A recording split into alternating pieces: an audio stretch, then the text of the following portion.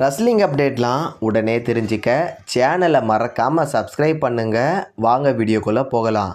Kevin Owens Royal rumble மேட்ச்சில் entry ஆவாரா? இதுக்கான answer அதுக்கு வாய்ப்பே இல்லை. காரணம், தலைவன் ராயல் ரம்பிள் பேப்பர் வியூ நடக்கிற அதே நேரத்தில் அமெரிக்காவில் ஒரு பார்ட்டியில் கலந்துக்க போகிறாரு. ஸோ இதை வச்சு பார்க்கும்போது இந்த வருஷமும் கெவின் ஓவன்ஸ் ரசல்மேனியாவை மிஸ் பண்ண போகிறாரு.